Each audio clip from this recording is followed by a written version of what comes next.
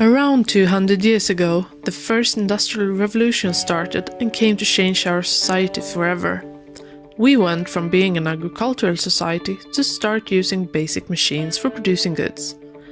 With the rapid development in the transportation sector, these products could then be distributed at a whole new level when the railroad was built.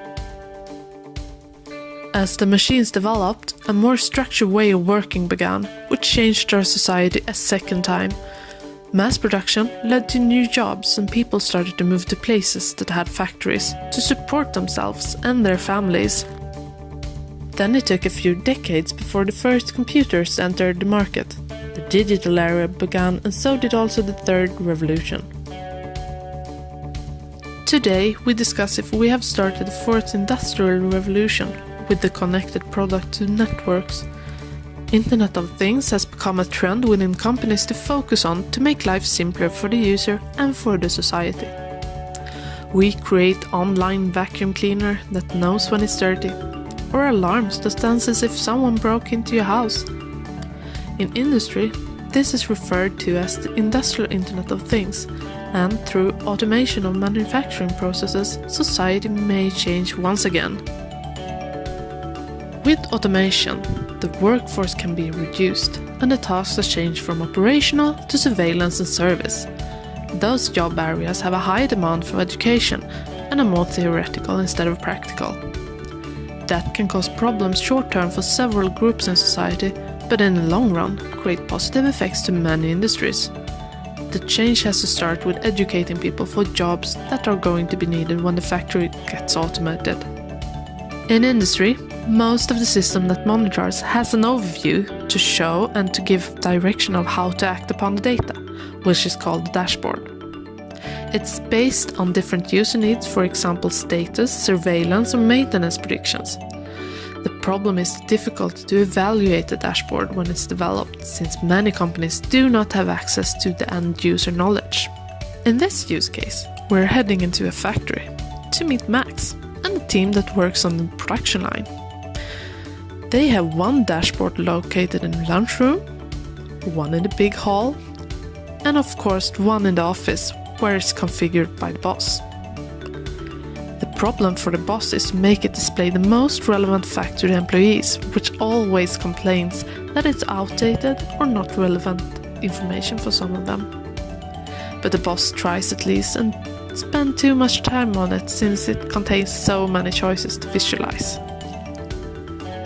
Max feels a bit moody today and do not care to look long enough for the information to toggle and display the big error message that appears on the screen. The robot at Station 3 is in dire need of service due to malfunction in the electrical system. That can cause some serious damage to the products if it's not fixed directly.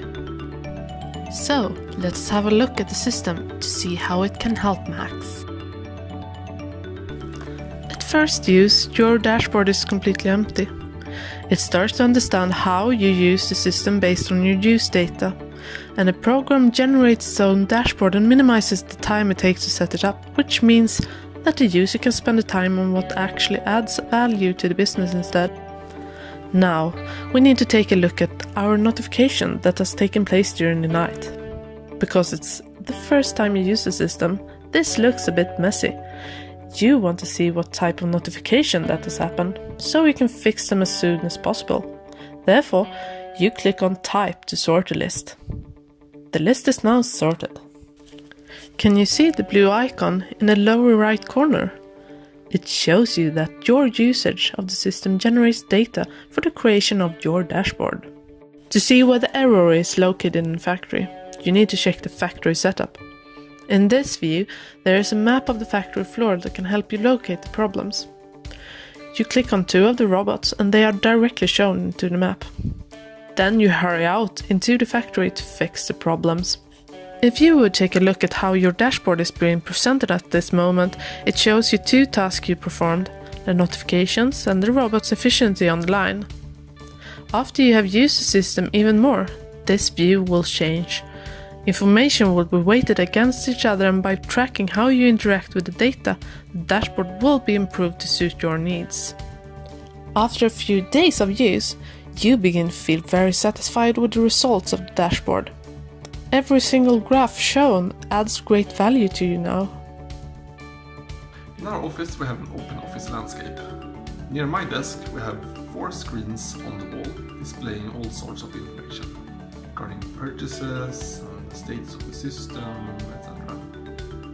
We developers are divided between either implementing features or trying to fix those graphs so they display valuable information.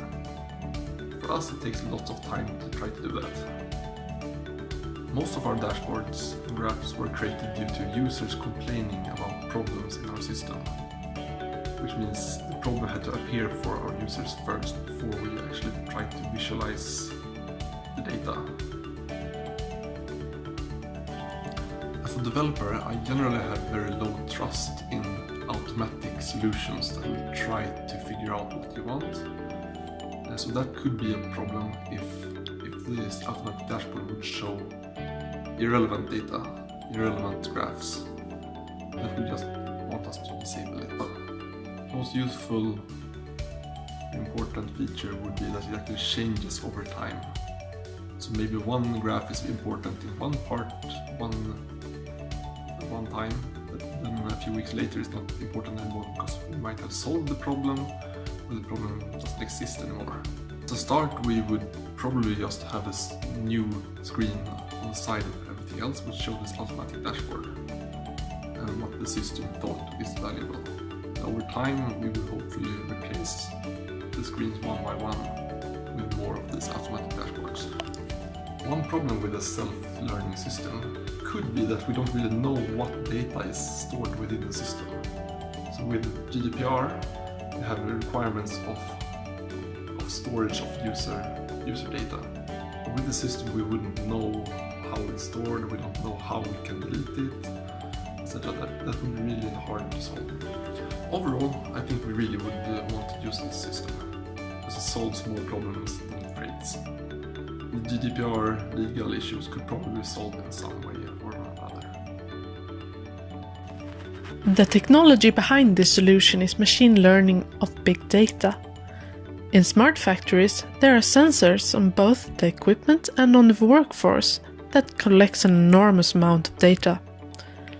With a self-learning system, that can be displayed in a more practical manner than today. However, there are some questions if this can work for many companies and industries.